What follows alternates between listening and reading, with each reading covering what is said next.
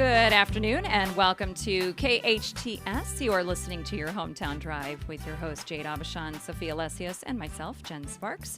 This is the show where we talk all about the Santa Clarita Valley, news and sports, entertainment, traffic, and more. And today's show, just like all the rest, filled with a lot of interesting news stories. Some more drama, it seems. There's always something going on. Sophia's always on the pulse of all the drama that's happening around town. But we'll get to that in just a second. How are you ladies this afternoon? I'm doing pretty good. It's gotten a little bit windy, and it was pretty cold in the office when I got here this morning, to the point where I had my canned drink I'd left on my desk all night, and my coworker, our other news director, Louie, thought that I had just pulled it out of the fridge. So it was a little chilly in here this morning. Yeah. How about you, Sophia? You know, leaving Acton this morning, it was very cold for me, but I actually warmed up when I came down to Santa Clarita, just because Acton, I think, is like 1,000 feet up more than Santa Clarita. Yeah, you guys are colder up there. We are, yeah. So I was enjoying the weather actually out here, but I still have my sweater on, so I'm just going to throw that out there. Yeah, I should have brought mine, but you know what? We cannot complain. I have family who's I've talked about before in St. Louis, Missouri, and they're under 10 inches of snow, give or take. My in-laws are further east, and they have even more snow, so we can't really complain about, you know, it's 52 and windy. Yeah, they're like negative 12. Yeah, it's pretty bad. Yeah. Anyway. All right, so why don't we jump right into it. Today we're talking about the Old Town Newhall construction, I think, that's happening literally right outside of our window here. We've got new developments going on there. Possibly. Yes, possibly. Okay. And it's not just that. There are also other future developments that are under discussion that are possibly going to be coming in, impacting parking specifically, which is always a big one. Something I always say about the Santa Clarita Valley is I love how no matter where I go here, I don't have to pay to park publicly. We are still in that beautiful part of suburbia where we don't have to do that. But Sophia, you were actually at the city council meeting on Tuesday. What was going on? What was being discussed? I mean, I get all of the live tweets in our group chat at work, but why don't you explain a little bit more about what was happening? So what was happening at the city council on Tuesday, this was the majority of the discussion, and what city council kind of talked about and voted on Tuesday was to move forward with the early negotiations with Serrano Development Group for a new public parking structure / mixed use development in Newhall. Now, anybody who is familiar with Newhall probably is a little bit familiar with Serrano Development Group. They've been around for a couple of times. They did help bring in Newhall crossings. They are now bringing in the Hartwell project that's going to be right next door. I'm just going to tell you where our building that we are currently is going to be part of Hartwell project. And they are now working with, or possibly working with, they're under a 6-month contract now, working with the city of Santa Clarita to negotiate a parking structure that would have over 300 parking spots, as well as mixed use development. What that really means when we talk about mixed use development is just like there could be a coffee shop there could be, like when we're talking about the Newhall Crossings, they have a theater, they have little boutiques over there, they have a coffee shop across the street, and even Jade and I's favorite Irish pub. So yes, oh yes, I like Mickens. That's kind of a mixed use development. Now, this property, I'm going to just talk a little bit about this. It's not even an acre large. It's 0.86 acres, and roughly right now it has 92 existing parking spaces. So that would triple the amount of spaces that we would currently have. This is also right now the city of Santa Clarita owns that parking lot, as well as the Roger Dunn building and Moore's sub property. And so what they're doing is they're negotiating it to sell it to Serrano Development Group, so then they could come up with this public parking place or just a larger parking structure. Yeah, because right now that's just the open lot that's on the south side of Old Town Newhall, just north of the roundabout. Right. So it's already very useful. Yeah. It's 6, right? Okay. Yeah. And when they were discussing this, this isn't a parking structure that would be kind of similar to the one that we have down the street, because that one actually goes underground. So this one would not go underground at all. This one would just be a above ground parking structure, and I think they were saying that it wouldn't be over 3 stories. Yeah, which I think the one that we currently have is what, 5? Yeah, I think so. It's one of the taller buildings over here. So is this kind of meant to bookend what's happening down the street here? It's supposed to just very much mimic exactly what happened over at Newhall Crossings. Right. The only thing is, we've had a lot of issues, and I'm sure people listening to this right now can remember what happened with Hartwell and the kind of back and forth with the city about the aesthetics, about just buying buildings in general, about tearing down certain things. So, talking specifically about this, I will say some of the council members had a hard time kind of wrapping their head around having Serrano Development Group come in again and do this project. And so I wanted to say that Marsha McLean, one of our council members who's been on there for almost 30 years, had quite a few things to say about the Hartwell project and how she feels about this specific developer coming in. And are we going to require that they lend some money towards the parking structure? Because they got away with murder on the Hartwell. They truly did. They kind of led the whole deal, and I feel like they really got much more than they should have, and they got away with a lot. All right, so you can clearly hear that Marsha wasn't very happy with what happened with Hartwell project over here. I mean, Jade, you were kind of here this entire time, and Jen, you too, kind of understanding that this Hartwell project was back and forth for months. Yes, and just to clarify, Serrano has been involved in multiple developments here in Old Town Newhall. There is the very successful project of Newhall Crossings to the north of us, which is the current parking structure, the Limley, and everything that we were talking about earlier, which that is right at Lyons and Railroad and Main Street. And then you have the Hartwell project, which is a mixed-use apartment development that is going in, that will be taking over our space and destroying our building, which has already, that deal is already set in stone. It also led to the destruction of the historical old courthouse here in Santa Clarita, which was a big to-do because of the discussion of, like, is it a historical building? What counts? What doesn't? It once was a historical building. When did it stop being one? Who decided that? And now this is going to be to the south, almost equidistant, each of these projects, about a block or so apart, a block and a half, 2 blocks apart. This is going to be at 6th Street and Railroad in Maine. And so figuring out how all of this goes together, especially with Old Town Newhall has had a very low profile vertically. Most of the buildings around here are 1 to 2 stories. So having it starting to slowly build up has been a very tough pill to swallow. Yeah, especially in this area. Yeah, and for those that have been living in Santa Clarita for so long, I think it's hard to kind of wrap your head around saying, like, no, we want that preservation, but at the same time, we want to move forward. And it's also the discussion of, if this is Old Town Newhall, how do we preserve the Old Town Newhall feel while doing needed updates? Because we do need more parking here. We do. It gets very busy here on Saturdays when we're working and the farmers market is happening and, you know, people are coming out to breakfast.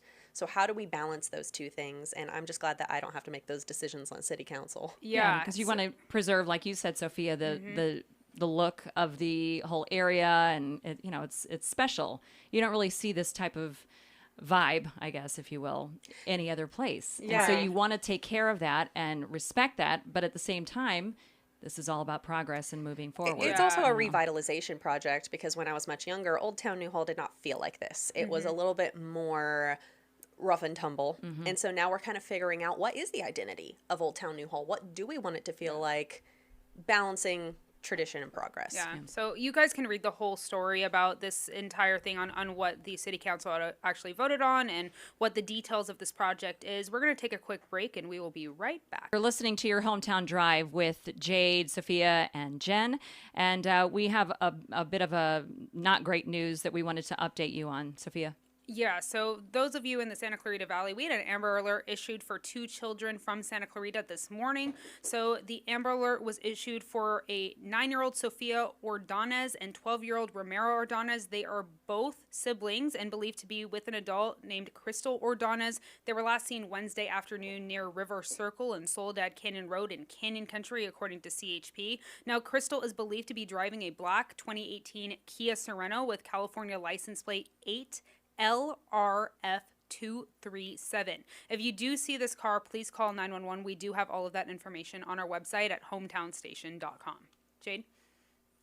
Well, it has been a very interesting week for us here in the Santa Clarita Valley when it comes to crime specifically. We have a lot of updates, very unfortunately, on some fatal crashes that have happened here in the Santa Clarita Valley over the last couple of months. Santa Clarita, we've got the 5 freeway, we've got the 14 freeway, we're going up into the Grapevine, we've got the 126, which is famously known as Blood Alley. And so that means, very unfortunately, when you have a lot of travelers, you get a lot of fatal crashes. As we were talking about earlier with that traffic, sometimes that is caused by collisions.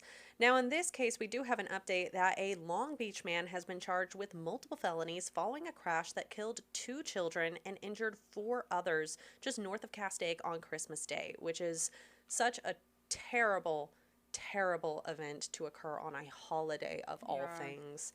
It's so terrible, but I know.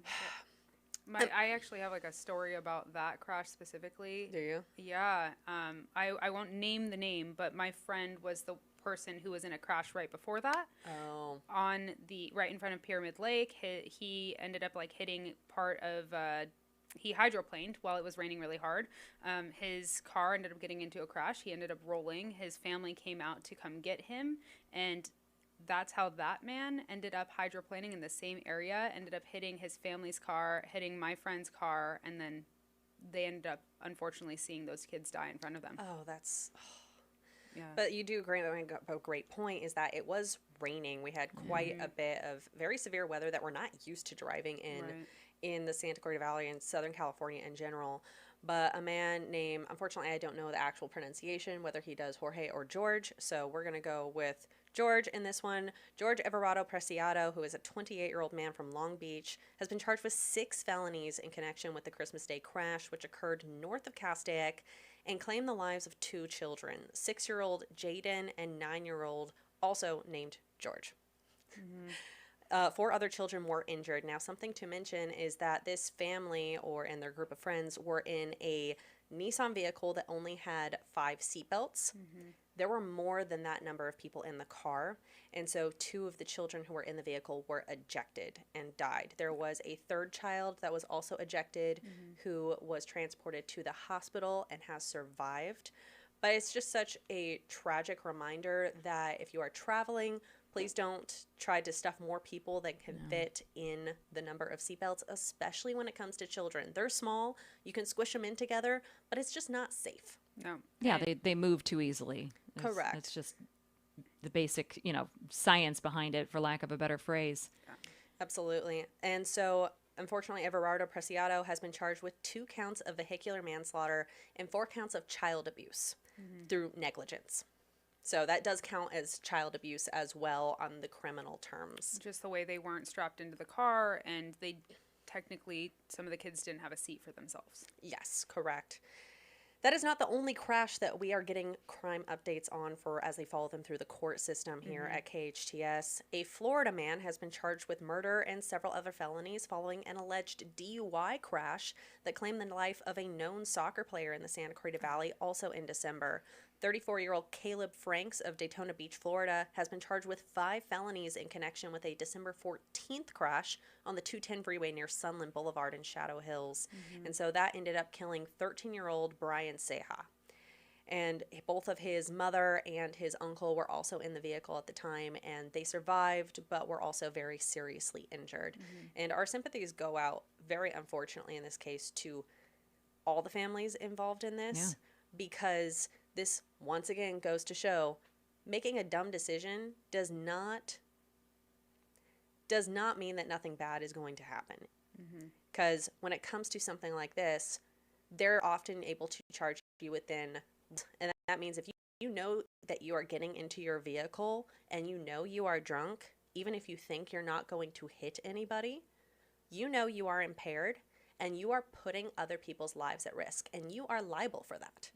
And that is exactly the same way that Preciado is also being charged with child abuse, whereas you're not wanting your kids to get hurt, but you are acknowledging when you put more people into a car than that car can safely support, that you are taking that risk and you are putting their lives in danger willingly.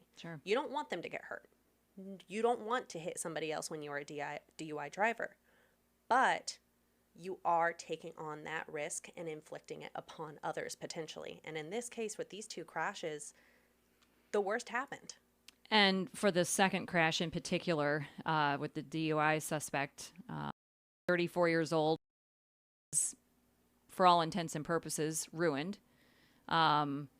You've ruined other families' lives, and then, of course, like you said, your own. And I just think, especially these days where Uber is so easy, Lyft is so easy, or calling a friend so easy, and you choose to do something like this, it's a shame. And I do want to point out that he did, the person who was driving under the influence, he did test over 0.8 blood alcohol content, and his bail was set at $2.13 million. So that is a very, very high bail. You don't usually hit $1 million bail until you do something pretty bad. Yeah, so bail for straight up first degree murder is $2 million. But we are talking about several felonies, including the fact that the driver, his child was also a passenger in his own vehicle. Mm-hmm. So, if you're listening to this, please be responsible. If buzz driving is drunk driving, and we also have our other PR campaigns of click it or ticket. Yeah. Everybody needs a seatbelt. Everybody can drive safely. Take a little bit of time. Call an Uber. Call a friend. Go get lunch. Yeah. Just wait for your at. Get something DoorDash to you. Yeah. Eat something greasy. Yeah. And wait. Yeah. You can take a nap in your car. Yes. You can make the choice to protect yourself and to protect others. Sure. Yeah. Especially when it comes to this. But KHTS is going to be continuing to follow these cases as we make our way through the court system. And these are very complicated and often do take time because there's a lot of tests that have to occur, not only in terms of the intoxication of the driver, right, but you have to go through the computer records of the cars right, as well as any witness statements. So this is going to take some time. I know people often complain about the speed that the wheels of justice turn at, but very unfortunately, when it comes to something like this, when you have innocent until proven guilty, you have to take the time to make sure that you are sure and that the punishment fits the severity and accuracy of the crime that this person has been charged with. Yeah. And with the second incident, the DUI suspect, it looks like he's going to be arraigned on Monday. Correct. So hopefully, you were just saying, obviously things take time, but that's at least, the ball is starting to roll in that direction starting on Monday for the arraignment. Yeah. All right. Well, we're going to take a quick break and we will be right back. And this is your Hometown Drive on your hometown station with Jade and Sophia and myself, Jen. Picking back up where we left off a little bit, talking about local news.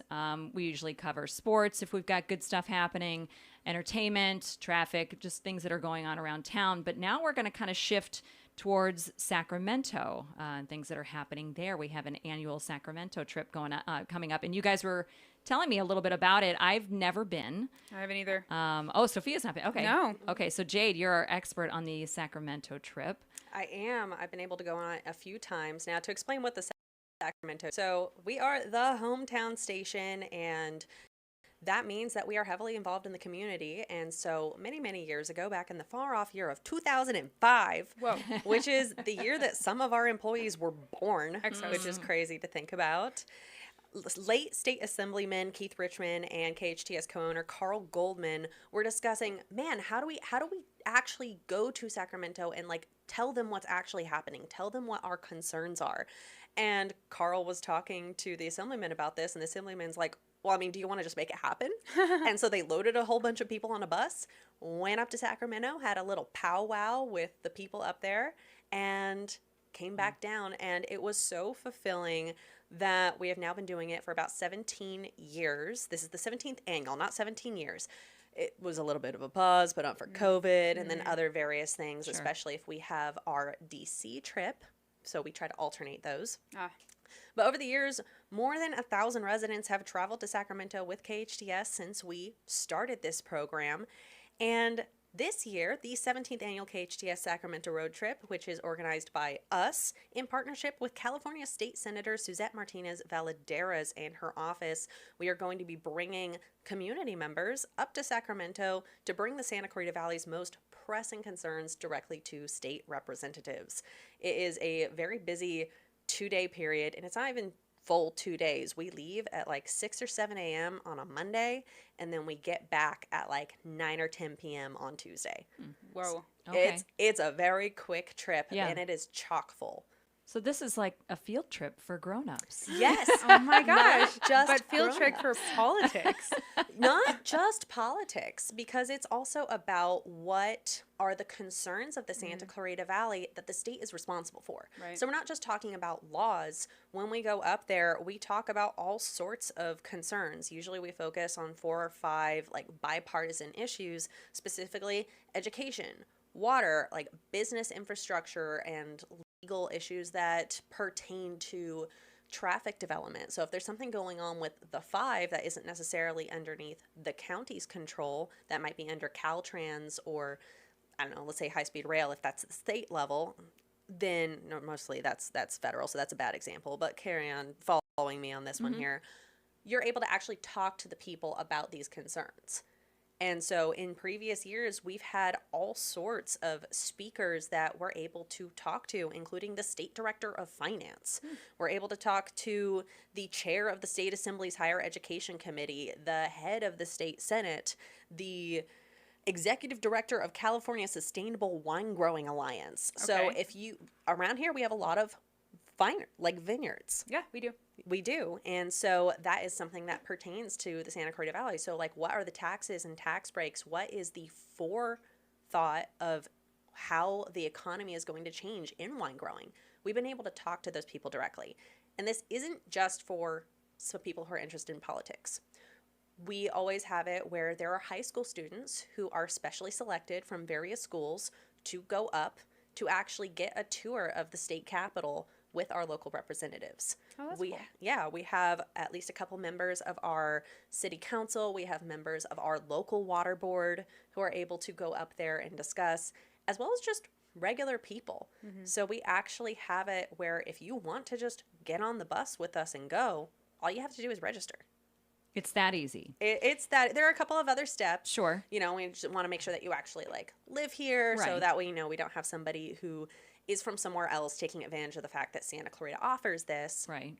But you could just go up there if you have any concerns. Right. So this is like we're living it on a day-to-day basis as a resident, and then this gives us an opportunity to talk to the people who are making decisions and who have, you know, more of a heavy weighted opinion on what and how things happen. Correct. So it's like, you know, say, you know, it's the exact same thing of taking your concerns to city council, just at the state level. So if you're concerned about, oh, you know, there's a hillside behind me, but the county says that they can't do anything about it shifting because of a certain bill that is in the process of being regulated and we're not quite sure how that works, you can go, well, I'm worried about this land like coming down on me. Let me go up there and see if there's anyone from the geological, you know, committee or something like that. Yeah, that would Well, listen. it's good because I think sometimes you can feel, as a resident, you can feel kind of lost for, you know, or maybe not able to have your voice heard. If there's something going on, like who do you talk to? Where do you even Yes. begin? Instead of just dealing with whatever the issue is, this is great. This gives you, you know, a microphone, so to speak, and hopefully, you know, get some answers or at least get a little insight on how things work.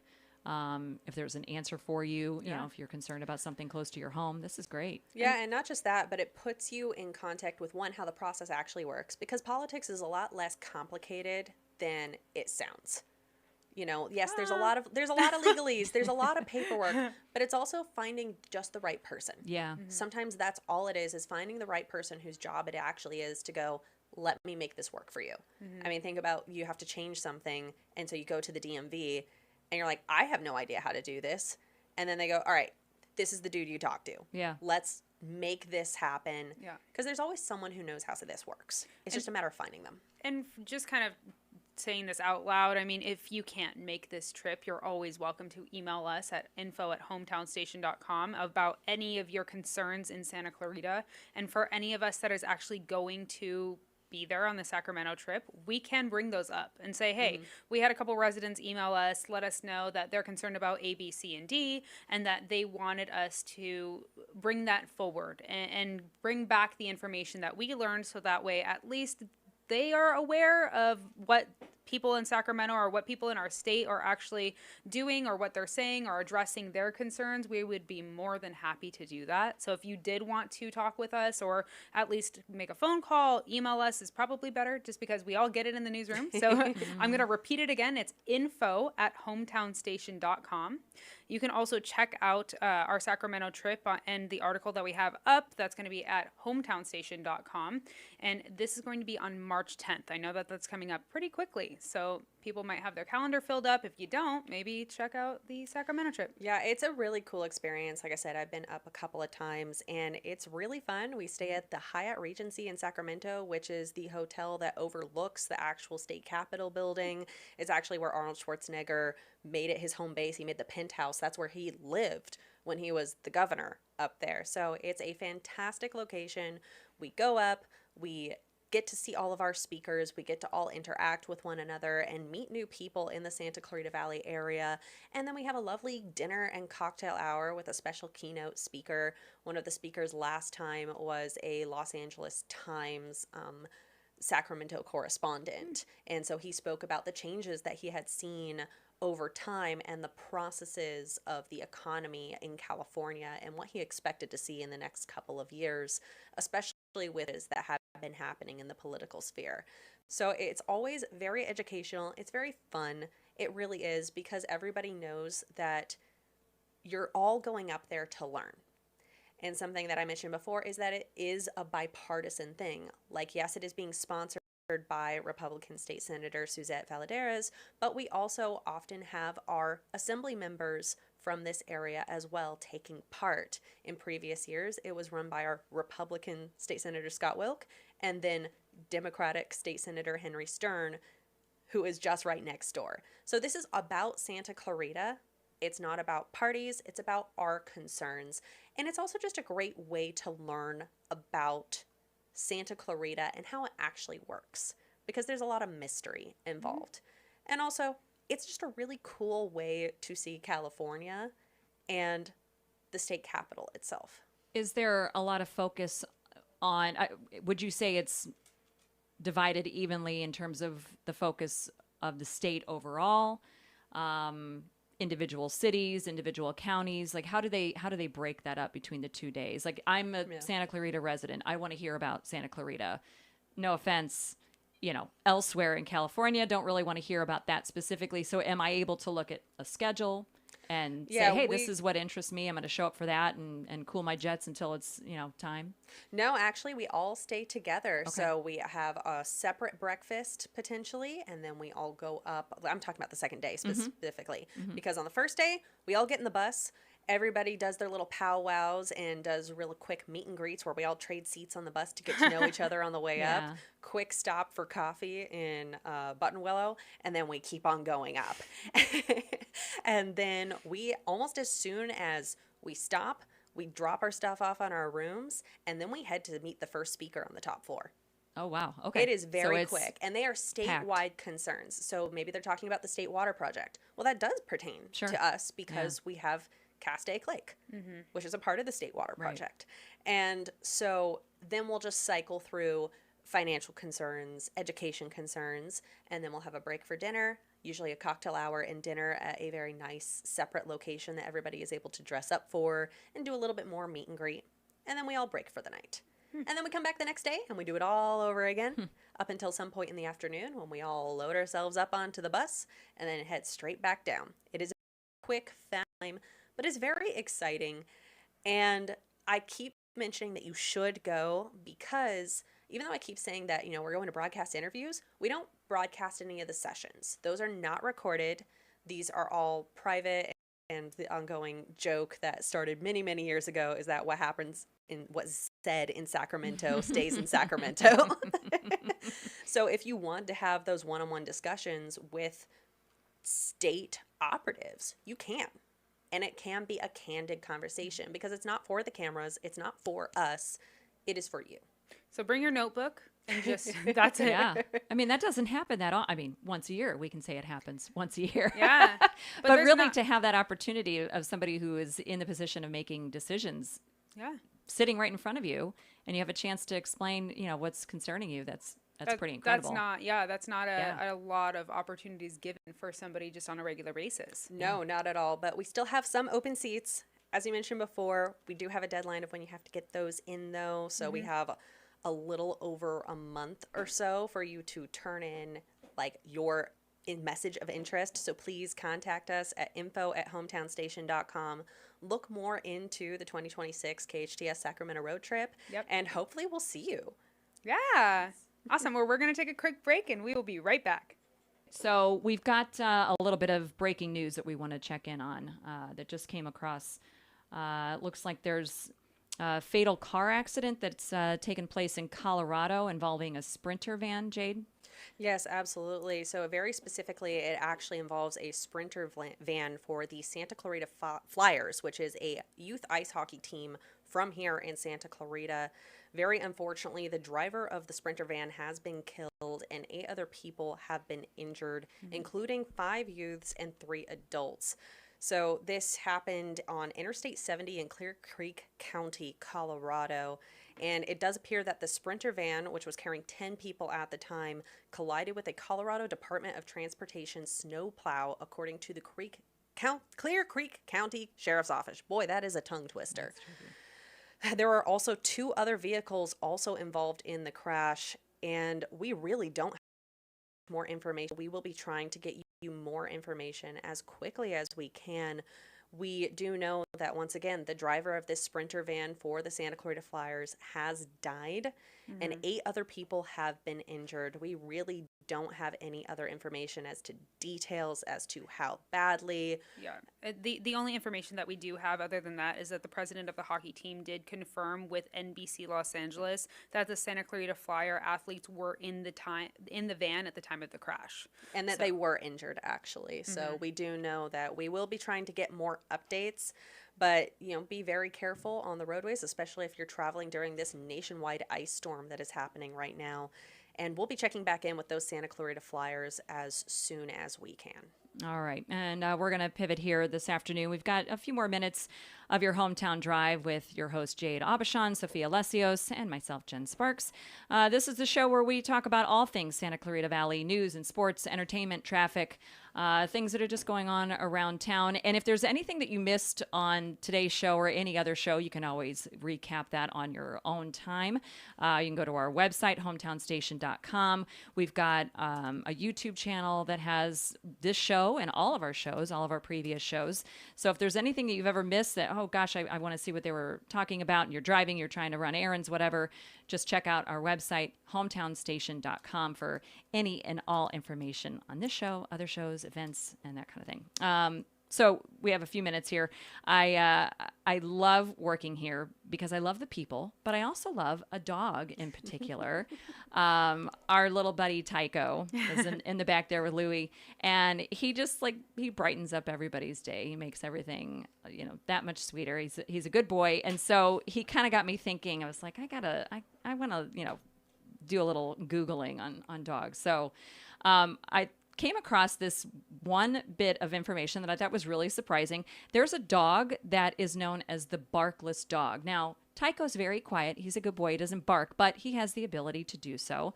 There's a dog that does not, and it's called a Basenji breed. He doesn't bark, but he will make a yodel-like noise, and it kind of sounds like a howl in many ways. It's because that their larynx is shaped in a weird way, so they don't have the ability to bark. Huh. And they are often used as hunting dogs in their native land because they obviously won't scare off any prey. So I thought that was kind of cool. My dog's pretty quiet, the noise, but when she does, it echoes throughout the entire house. So yeah. And of course, everybody's always talked about dogs have 7 years to a human year, and that's not necessarily true or accurate. The American Kennel Club says that a medium-sized dog, their 1 year of life is equivalent to a 15-year-old human. Wow. And then the second year of that dog's life goes to about 9 years. And then after that, it's 5 years for each subsequent year. So it's on average 7 years. You can't, you're not going to be exact with that. But I thought that was interesting. And it is true that larger dogs live a shorter life than a smaller breed would. Usually, 10 to 15 years, although I've heard of people having dogs go up to 17, 18 years. So if you do the right thing and keep them healthy. This other story I thought was funny. Why do dogs lick? And basically it went through this whole entire, this is all these different things that it could be. It's basically because you smell good. And they lick you. Okay. All right, that works. That makes sense. Maybe you were making dinner and you smell like, that cheeseburger that you were making. It also talked a little bit about how like wild dog species will lick the pack members to welcome them home. And so maybe that's kind of what your dog is doing when you walk in the door. They're giving you we're kisses. part of their pack. I know. Isn't that cute? Yeah. Either that or they're saying we're a snack, which either way. You smell like a burger, which is possible. Yeah. I'll take it as a compliment. Yeah. Either way, it's good.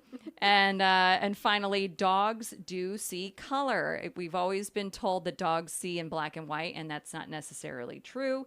They see in like yellows and blues and kind of a combination of the two, so green.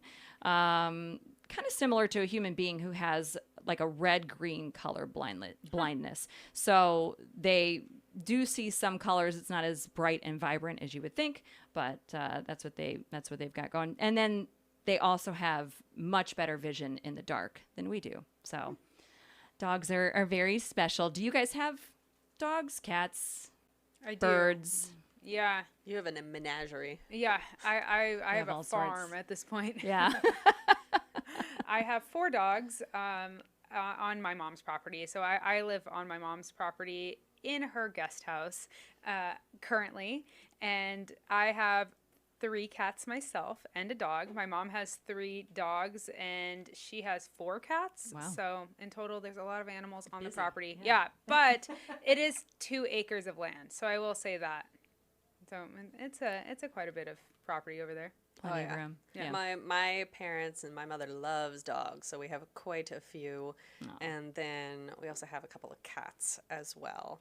And we love them dearly, but sometimes waking up to a 16-pound orange cat on my chest is... that's a good alarm clock. Yeah, he's heavy. I love him dearly. He's so cuddly. But my goodness, when I wake up wheezing because I can't breathe because this cuddly I'm allergic to cats and dogs, by the way. Oh, geez. I'm just not deathly allergic to them. And as long as I don't touch my face, we're all good. But I constantly live on Benadryl. Yeah, it's worth it. It's worth it. Yeah, it's totally worth it. All right. Well, that'll do it for us this afternoon on KHTS. You've been listening to your Hometown Drive with Jade Aubuchon, Sophia Lesseos, and myself. We will catch you back here next week, same time. We are your Hometown Drive. Local voices, local stories, your Hometown Drive.